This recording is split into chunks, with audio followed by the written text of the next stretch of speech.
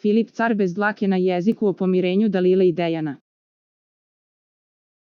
Darko Tanasijević ušao je na imanje kako bi sa zadrugarima pretresao najaktuelnije teme u Beloj kući. Prvi njegov sagovornik je bio Filip car koji je komentarisao odnos Dalile i Dejana Dragojevića. Kako ti gledaš na Dalilino i Dejanovo ponovno zbližavanje, pitao je Darko. Suzdržan sam. Puno bih bio slobodniji da mogu i ovde da pričam. Tamo uskaču ljudi, pa i od Maje moram da razmišljam. Dosta mi je manipulativan onaj njen govor. Pokušala je ona izokola naokolo, ali si je vraćao. To mi je nekako politička demagogija. Danas sam sa Majom prokomentarisao Dejana i Dalilu, pa gledali smo ih. Deluje simpatično, ona sedi na šanku, a on ide milosno ka njoj, rekao je car. Koje su tebi stvari nenormalne u tom odnosu, pitao je Darko. Ona kao da mu je zla maćeha.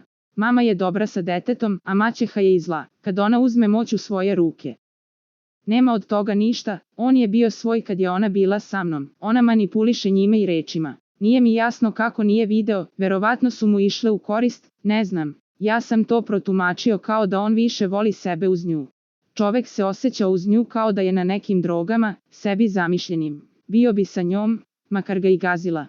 Ona od veresije pravi pazar, bacate u hipnozu sa nekim pričama. Da se juče nije obukla kao direktorka konjičkog kluba, mislio bih da je Angela Merkel. Možda smo mi mislili da je njima bila idila, a u stvari nije. Ja bih to oprostio da sam u nekom početku veze, gde oboje menjamo partnera, ali inače ne bih mogao da oprostim.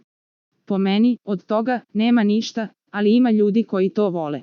Meni bi bilo neugodno da se u gepeku sklupčam sa njom, a kamoli na ulici. Meni to iskreno nije normalno.